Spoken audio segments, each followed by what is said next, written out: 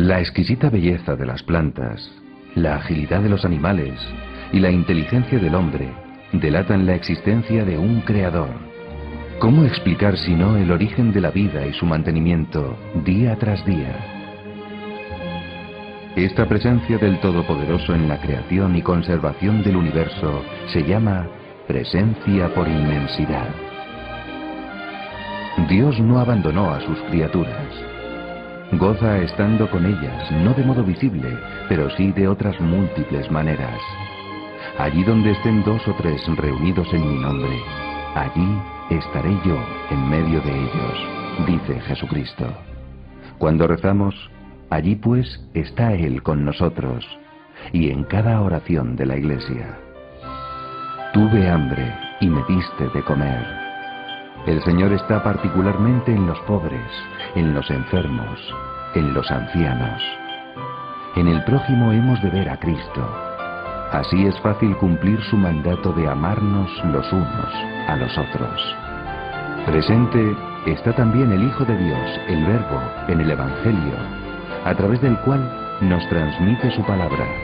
La Sagrada Liturgia es otro encuentro con el Salvador.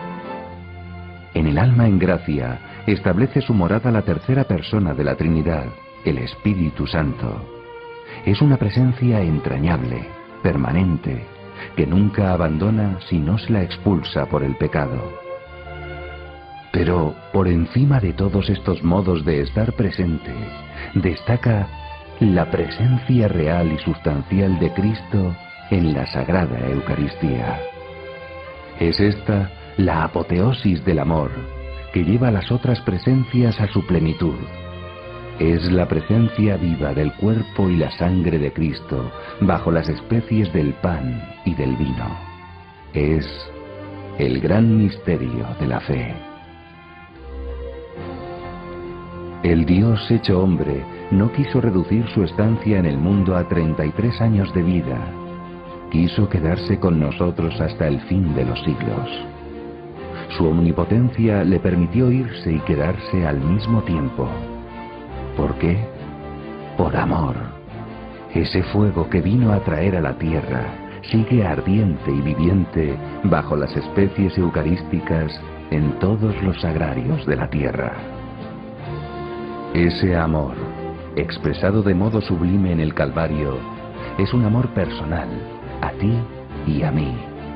Él se nos entrega en cuerpo y alma en la comunión.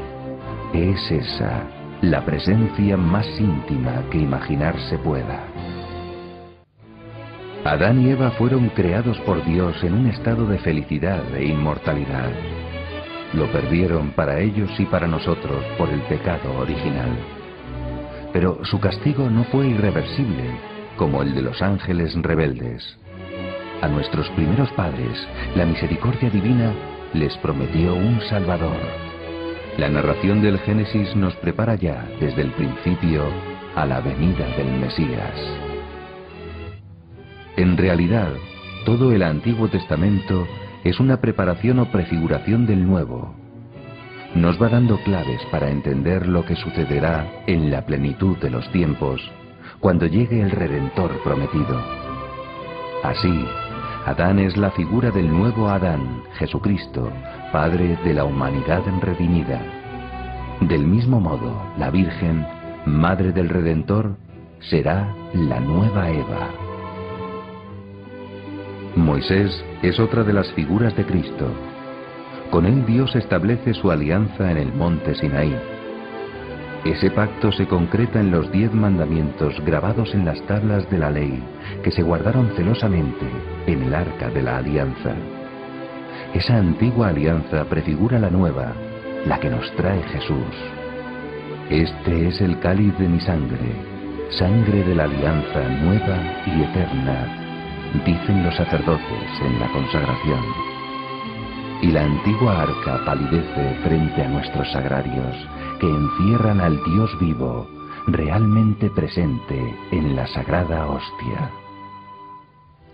Como paciente y eficaz pedagogo, Dios va acostumbrando a los hombres a sus increíbles designios de amor. Inspiró en los libros del Antiguo Testamento todo un entramado de imágenes, figuras y profecías que predisponen al pueblo elegido para el acontecimiento más trascendental de la historia, la encarnación del Verbo. Así, la Pascua judía preludia la Pascua cristiana, y la figura del Cordero Pascual simboliza a Cristo, el Cordero que será inmolado para quitar los pecados del mundo. ¿Podía faltar en el Antiguo Testamento un anuncio de la Eucaristía? El milagroso maná, bajado del cielo, alimentó a los israelitas en el desierto. Esa es una figura espléndida de ese otro manjar del alma que sostiene al hombre en su arduo caminar hacia la tierra prometida, definitiva y eterna. La Eucaristía es infinitamente más que el maná.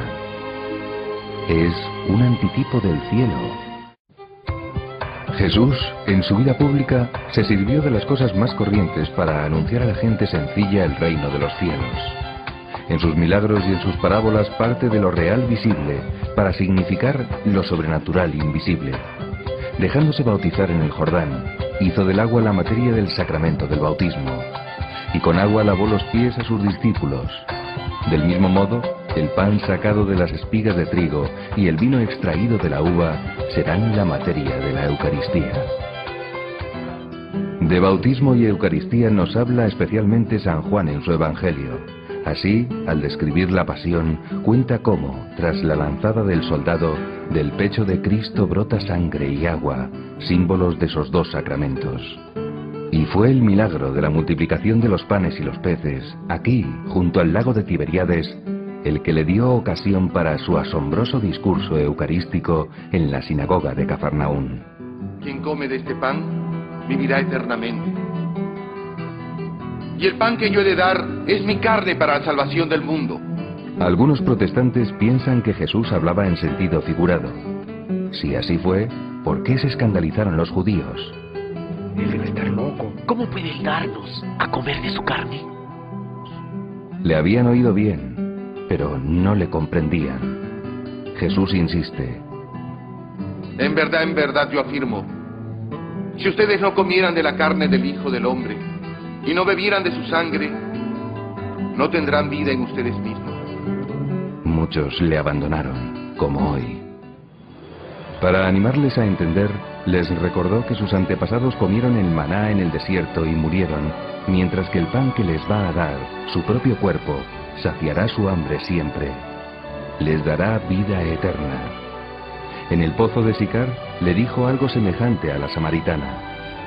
El que beba del agua que yo le daré no tendrá sed nunca más. El hambre y la sed de que habla Jesús no son materiales, son hambre y sed de Dios, como la que sufren hoy tantos hombres sin saberlo. Ante la pobreza y la injusticia, algunos han convertido a Cristo en un líder social o político que resuelve problemas temporales. Es el mismo error de hace 2000 años. Cuando multiplicó los panes, imaginaron que venía a liberarles del hambre y quisieron hacerle rey. Eso es cortar las alas al amor, que ven más allá de lo material. No es un trozo de pan lo que recibimos en la comunión, es el mismo Cristo, el que hace crecer la gracia que nos dio en el bautismo y promete resucitarnos en el último día. Monumentos, estatuas y obras de arte de toda clase testimonian el deseo de rememorar gestas del pasado y perpetuar la fama de figuras históricas. A nadie se le ocurre, sin embargo, que uno de estos personajes del Museo de Cera pueda de pronto cobrar vida. Lo que es imposible para los hombres no lo es para Dios. Pasado, presente y futuro son para Él una misma cosa. Por eso la muerte de Jesús en la cruz no quedó encerrada en unas coordenadas de tiempo y espacio.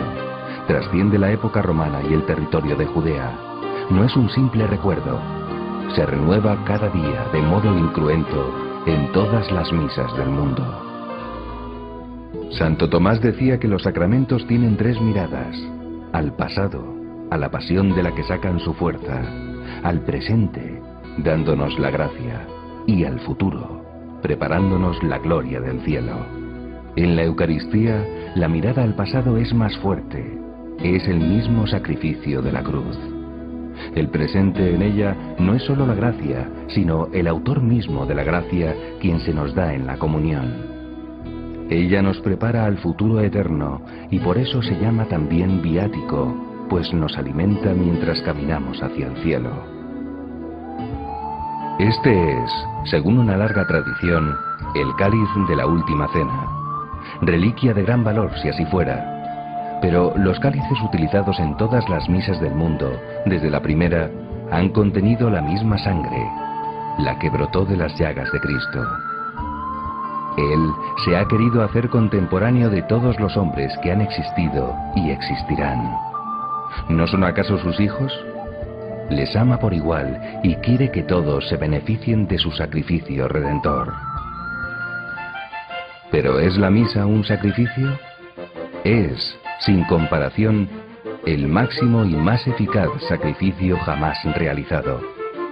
El Hijo único de Dios acepta morir cruelmente para abrirnos las puertas del cielo que el pecado de Adán nos había cerrado. Se hizo carne para tener una materia que ofrecer en el altar de la cruz en representación de la humanidad. Los efectos de la misa son infinitos como los méritos de Cristo. Los fieles podemos unir nuestros sufrimientos y sacrificios a los de Jesús. Así, sumados a los suyos, adquieren un valor incalculable. Ofrecidos a Él nuestros dolores físicos y morales, nos asocian a su cruz, nos purifican y nos hace corredentores con Él.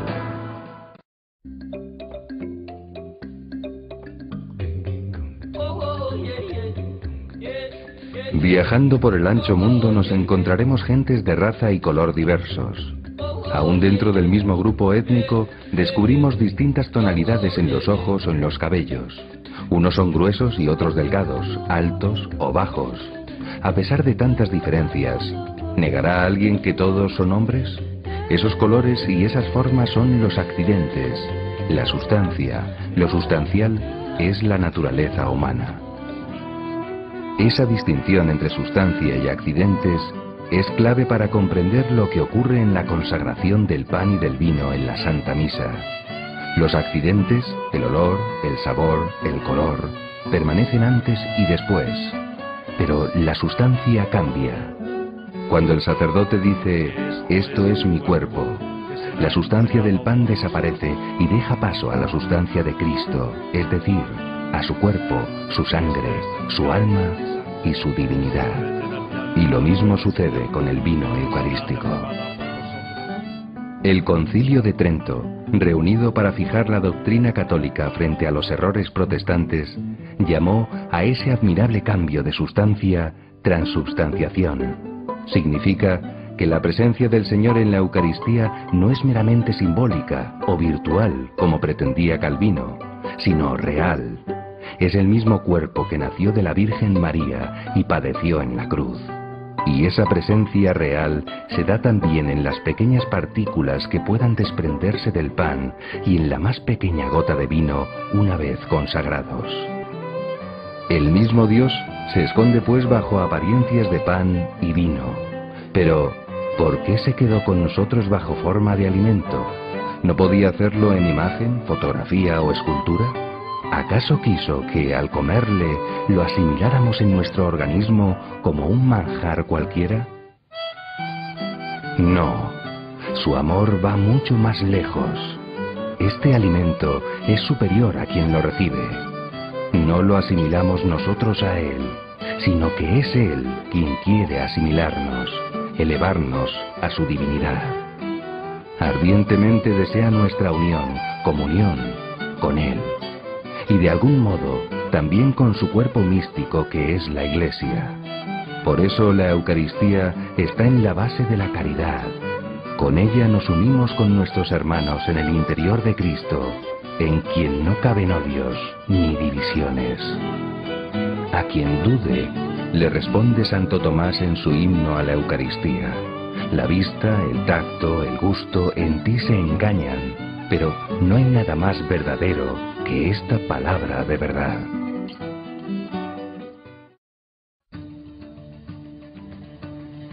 Gozar de los placeres y comodidades que proporciona el dinero es objetivo común de los afanes de una inmensa muchedumbre de hombres y mujeres de todo el mundo. Pocos vislumbran lo que les aguarda más allá de este mundo material. Parecen empeñados en buscar, como Marx y como los hedonistas de hoy, el paraíso en la tierra, alérgicos a las postrimerías, es decir, al destino final del hombre tras la muerte. La gran sorpresa para muchos de ellos sería descubrir que algo muy superior a ese paraíso terrestre está a su alcance, y tal vez muy cerca, en la Eucaristía. No es el cielo en toda su infinita plenitud, pero sí un adelanto, un anticipo. Porque, ¿qué será el cielo sino la posesión total y eterna de Dios? Y en la sagrada forma, ¿no recibimos a Jesucristo vivo y con Él a la Trinidad del cielo? Pero hay diferencias. La primera es que la unión con Dios que alcanzamos en la comunión sacramental es imperfecta. Depende del amor con que la recibamos. Aun los santos más fervorosos, los que como Santa Catalina de Siena se alimentaron solo del pan eucarístico, no gozaron de la visión beatífica. Esta solo se da totalmente en el cielo. Otra diferencia es que en el cielo la felicidad es irreversible. En la Eucaristía, como en los demás sacramentos, el aumento de gracia que se nos da se puede perder por el pecado. Si se ha ofendido a Dios mortalmente, comulgar supondría una falta peor aún, un sacrilegio. Una buena confesión es indispensable para recibir a Jesús si el alma está manchada por un pecado grave. El sacramento de la penitencia es, en cualquier caso, la mejor preparación para comulgar. Confesar nuestras faltas es un acto de amor y de humildad. Reconcilia con Dios a quienes se alejaron de Él por flaqueza, o por orgullo pretendieron no necesitar a su Creador, o imaginaron que olvidarle u ofenderle es un progreso. Ellos necesitan también ese pan de los fuertes, para afrontar los peligros del caminar por el árido valle de lágrimas que es este mundo. Después de la misa, hemos de agradecer ese pan tratándole filialmente como Padre, pero también como amigo, médico, maestro y Rey de nuestros corazones.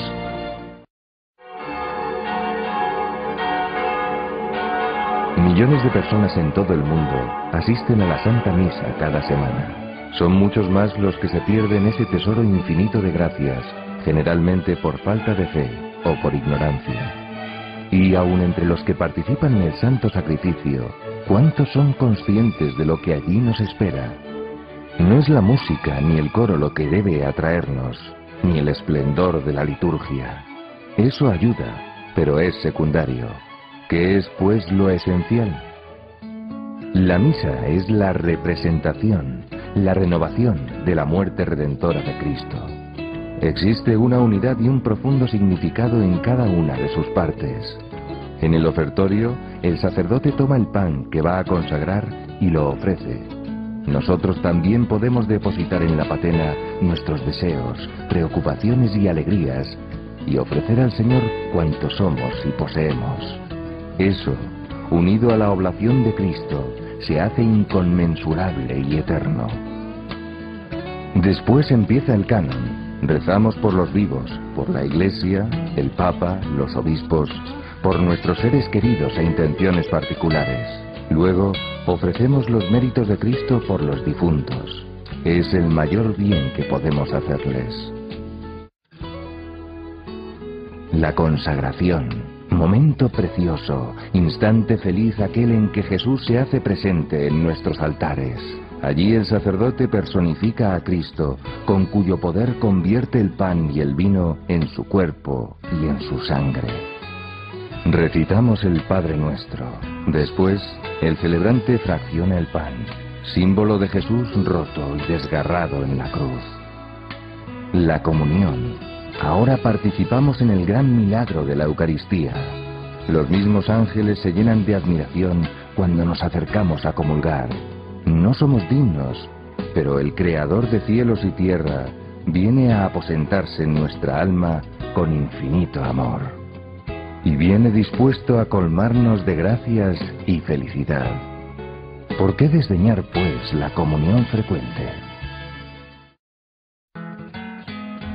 Rusia ha logrado conservar una rara variedad de antiguos iconos dedicados a la Virgen.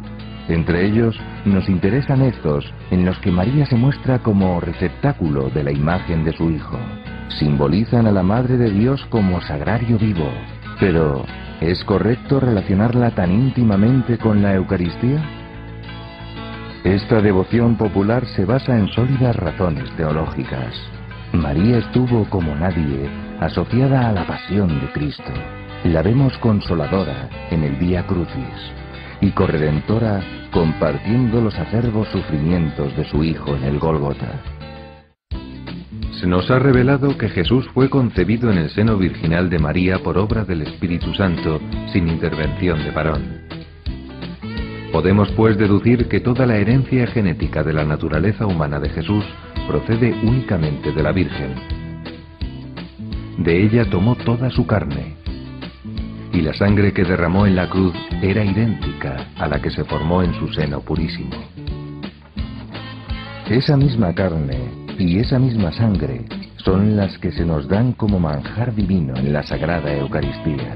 Admiramos, pues, esa misteriosa continuidad entre la unión física o mística de Jesús y María en la Encarnación, en la Pasión y en la Eucaristía. Son tres formas de unión que corresponden a otros tantos días, es decir, a la indescriptible fusión de la voluntad de la Virgen con la de Dios. Y en la gloria veremos a María muy cerca de las tres personas divinas, como Reina del Cielo. Ella puede enseñarnos a tratar a la Trinidad y a tener los mismos sentimientos que la embargaron en Nazaret y en el Calvario. Y podemos pedirle que nos enseñe cómo recibir a su Hijo. Nadie como ella comulgó con tanto fervor, porque recibió más gracia que todos los santos y los ángeles juntos, y comprendió mejor ese pasmoso misterio. La Virgen participó del sacerdocio de Cristo durante su vida y especialmente en su muerte. Así como estaba presente en el Calvario, está de algún modo presente en la misa, que es una prolongación del Calvario. En el altar, ella asiste a la Iglesia, que se ofrece a sí misma con su cabeza a Cristo, cuyo sacrificio renueva. Los sacerdotes ejercen su ministerio desarrollando actividades de lo más variado. Sus apostolados pueden adoptar modalidades que atraerán más o menos la atención, o pasarán inadvertidos. Pero por muy importantes que parezcan estas y otras tareas, la principal será siempre la celebración de la Santa Misa. ¿Por qué? Porque toda misa, aunque se celebre privadamente, no es una acción suya, sino de Cristo y de la Iglesia para la salvación del mundo. El resto de sus obras alcanzarán algún valor en la medida en que estén unidas a su misa. Ella es fuente de vida y de ella cobran eficacia sobrenatural. Un sacerdote se ordena fundamentalmente para decir misa. En el sacramento del orden sus manos son consagradas para tocar al Dios vivo en la Eucaristía. Fue el mismo Cristo quien instauró el orden sacerdotal en la última cena, cuando después de consagrar el pan y el vino, dijo a sus discípulos: «Haced esto en memoria mía». Con este encargo, les dio el poder de actuar como otros Cristos, prestándole sus labios para que, a través de ellos, Él dijera: «Esto es mi cuerpo», y así fuera. Los poderosos de este mundo suelen rodearse de gran pompa y boato. El Todopoderoso, por el contrario, se humilla, se entrega a sus criaturas como alimento. Por eso, personificar a Cristo en el altar exige vaciarse de la propia persona para revestirse de Él. Así, el sacerdote muere a sí mismo, se ofrece, se inmola. A lo largo de toda la jornada y de toda su vida, luchará por identificarse con ese modelo de generosidad que es Jesús sacramentado. La piedad y la vida ejemplar del sacerdote arrastran a multitud de almas. La mies es mucha, y todos los fieles hemos de rogar al Padre Celestial que envíe abundantes vocaciones sacerdotales. De nosotros depende, en buena parte, que se llenen los seminarios y que los llamados perseveren y lleven una vida santa y apostólica. Así continuará elevándose al Padre Celestial el santo y puro sacrificio de su Hijo desde donde sale el sol hasta el ocaso.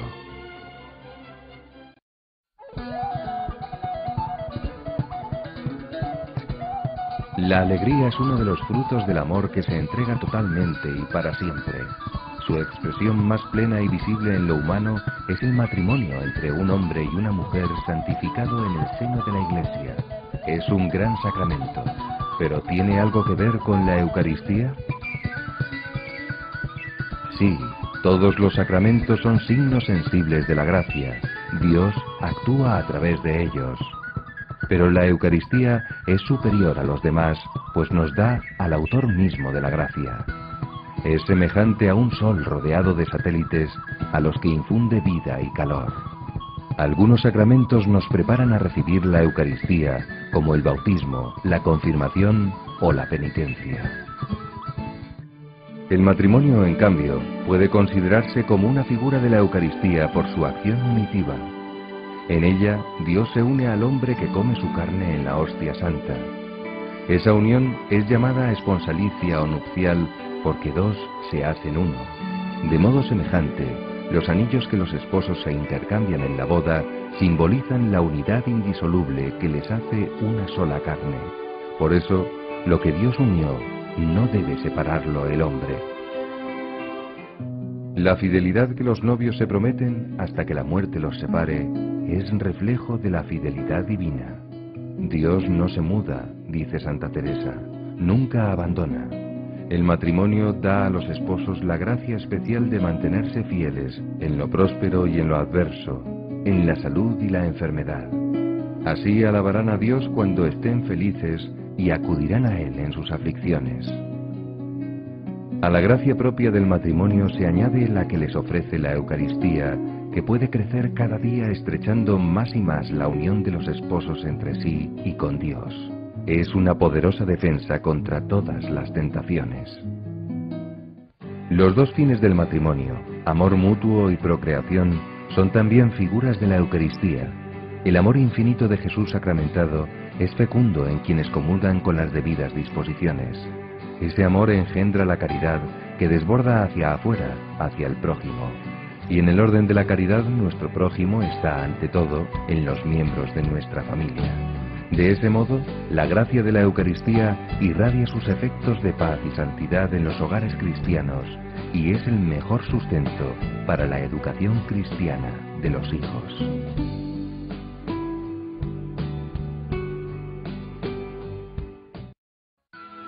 Nuestra época ecologista concede gran importancia a la limpieza del aire, del agua, de las montañas, de los parques y naturalmente de las casas. No digamos si se trata de la casa de un rey. Es natural, a tal señor, tal honor. Pero hemos pensado que al comulgar, nuestro pecho se convierte en el palacio donde se aposentará durante unos minutos el rey del universo. ¿No habrá que limpiarlo, aderezarlo, adornarlo lo más posible? La suciedad y las ruinas no son compatibles con la dignidad real. No recibimos así a nuestras personas queridas. Y si el huésped es a la vez rey, esposo y amigo, nos desviviremos para que encuentre la morada limpia y resplandeciente. Del mismo modo, pecado y Eucaristía son incompatibles, como el agua y el fuego, el amor y el odio. Recibir a Jesús en la Sagrada Comunión requiere pureza de corazón, es decir, estar en gracia de Dios. El alma en gracia es la que está libre de pecado mortal. En nuestra sociedad, atormentada por tantos crímenes y delitos, pocos saben descubrir la raíz de pecado oculta detrás del mal y el sufrimiento. El pecado es una ofensa al Creador, aversión a Dios y conversión a las criaturas. En una palabra, egoísmo. Dios es, por el contrario, generosidad y entrega. Pero si todos somos pecadores, ¿quién podrá comulgar? Jesucristo es también médico, y el pecado venial es como una enfermedad. Atrae a Dios que busca sanarla. Solo el pecado grave, llamado mortal por dar muerte al alma, es radicalmente incompatible con la comunión. Pero Jesús, que resucitó a Lázaro, puede también resucitar al alma arrepentida que confiesa sus pecados en el sacramento de la penitencia. Por desgracia, muchas personas en pecado grave comulgan sin limpiarse antes en ese santo tribunal en el que Dios, en la persona del sacerdote, puede absolver hasta de los mayores crímenes. Nadie está obligado a comulgar, y es mejor no hacerlo que recibir el cuerpo del Señor indignamente, pues comería entonces su propia condenación. Solo en peligro de muerte, como en caso de naufragio, es lícito dar la absolución colectiva. La confesión es individual, auricular y secreta.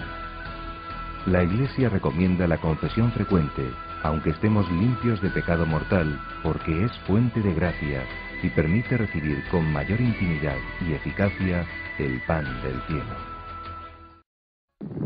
El impresionante fuego de un volcán, su altísima temperatura y su capacidad expansiva nada son en comparación con el fuego devorador que arde en el corazón de Jesús. Él mismo dijo: «Fuego vine a traer a la tierra, ¿y qué quiero sino que arda?». No se refería al fuego de la tierra que los bomberos pueden apagar, sino al fuego inextinguible de su amor. Y para prendernos fuego, para fundirnos en una misma hoguera, ¿hay algo mejor que tratarle aproximándonos a su corazón? Para eso la sabiduría divina inventó la Eucaristía, donde podemos sumirnos en ese volcán del amor divino, y del mismo modo que la lava se desparrama arrolladora, así desea Él que cada uno de nosotros propague el fuego de su caridad en derredor nuestro. A esa expansión del amor y de la fe se le llama apostolado, porque fueron los 12 apóstoles los primeros en recibir ese encargo del Maestro. Id pues y haced discípulos a todos los pueblos. Aquellos rudos pescadores de Galilea se convirtieron en pescadores de almas. De ellos heredamos la misión de continuar la obra de Cristo, difundiendo el Evangelio. Para tan apasionante tarea, Él nos da la poderosa ayuda de los sacramentos, muy especialmente de la Eucaristía.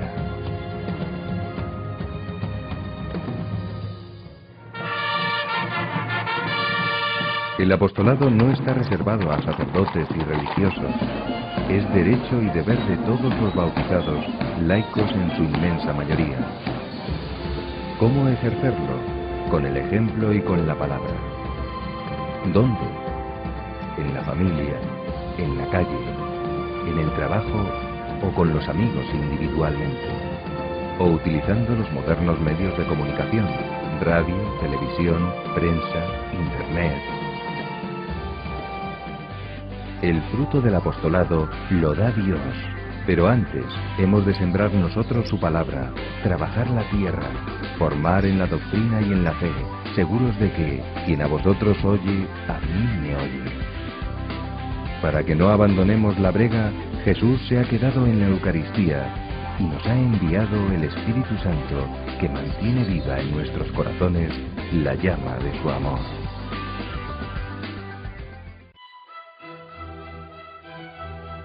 Las solemnes procesiones del Corpus Christi son una de las manifestaciones de culto a la Eucaristía que se mantienen vivas en muchos países. En Holanda se ha recuperado después de siglos de prohibición. Al poder ser conservado, el cuerpo de Cristo puede y debe ser adorado fuera de la misa. Al llevarlo en la custodia por las calles impregnamos de espíritu cristiano la sociedad. Dios se encuentra a gusto en nuestros corazones, pero tiene también derecho al culto público, como Señor de todo lo creado. Las bendiciones con la sagrada forma son otra de esas expresiones de amor. El Señor es digno de que le ofrezcamos las mejores custodias y vasos sagrados con la generosidad de la pecadora que le ungió con el costoso frasco de perfume. Nos arrodillamos ante el Santísimo para hacernos pequeños, como niños indigentes, para que Él sea engrandecido y exaltado. También Jesús se hincó de rodillas para orar a su Padre en Getsemaní. Al visitar un templo, lo más importante no son sus obras de arte, sino el sagrario. En él, prisionero de amor, Dios espera nuestra compañía para volcar en nosotros el tesoro de sus gracias. Por eso, las visitas al Santísimo son una de las devociones más fecundas. Las devociones eucarísticas no se agotan ahí. También son recomendables las comuniones espirituales, la comunión de los primeros viernes de mes, la adoración nocturna, la devoción al Sagrado Corazón o la dedicación del jueves a meditar más en su presencia real. Esas y otras prácticas complementan la devoción esencial que es la misa, centro y raíz de la vida cristiana. San Juan Bosco, en un sueño, vio que la nave de la iglesia, combatida y agitada por la tempestad, se salvaba anclada en las dos columnas firmes de la devoción a la Virgen y a la Eucaristía. Basada en ellas, la iglesia espera segura el triunfo definitivo de Cristo.